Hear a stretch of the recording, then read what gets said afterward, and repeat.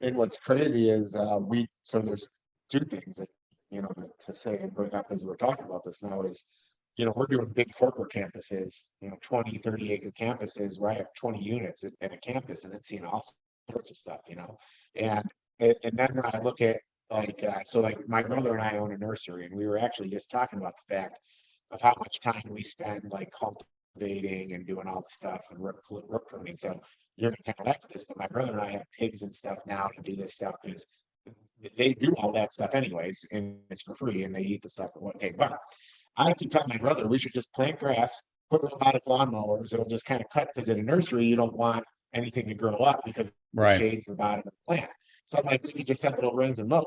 Well, going back to these vines and stuff for all the stuff you're trying to do, if the vineyard just had grass and the robots were just maintaining that, you have no erosion, no issues. You can see everything on the vine. It's all there. Yeah. See what I'm saying? So like, Yeah. but the thing is, you have to change the way that people think about it, right? Like Right. right now, I'm having issues with solar farms. They want me to robotically mow, and it's a little statute, but you're going to appreciate this. They want me to robotically mow for them. And right now, I'm telling solar farms I can robotically mow them for a couple $100 a month, and it's going to mow them every day. So you think about it, it's $50 an acre. That's what it is. $200 a month. It's $50 an acre a week.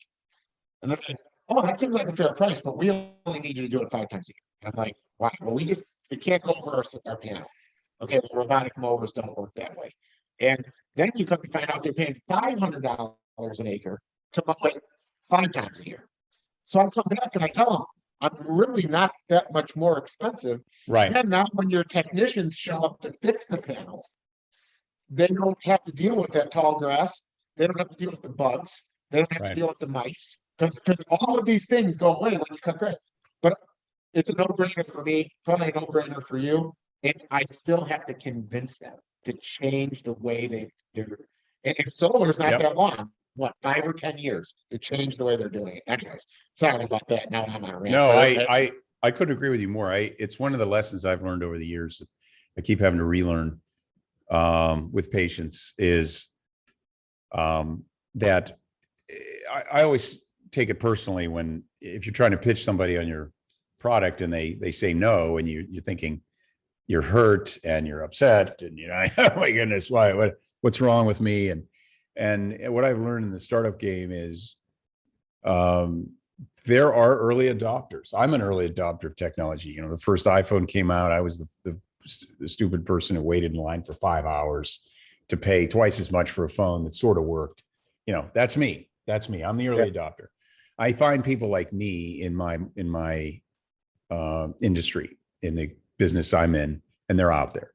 They are not just early adopters, they're enthusiastic early adopters. So we have vineyards we work with in different countries that are like, they're just like a kid it's like a kid in a toy store. They're like, oh my God, can you do this? What about this? What about that?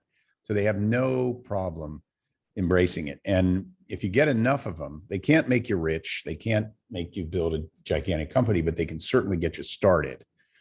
And they will push you. They will push you and try this and that and everything else. And in the course of doing that, you then start to center on maybe the value prop would be acceptable to a much larger group of people. There's a great book called written in the 2000s called Crossing the Chasm. If I were to recommend a book on tech startup to any of your listeners, and if you only ever read one book, it's Crossing the Chasm, written in 2000. And basically, the author, who's an anthropologist who studied tech companies, said, look, here's a problem tech companies have. They can get the company started with the early adopters, but if they want to get broad scale acceptance, they have to cross this chasm. And this chasm is moving from the folks like me who buy the first gadget that comes out, which doesn't work, is very expensive, to move into the larger, much larger body of people who are not willing to try new things right away.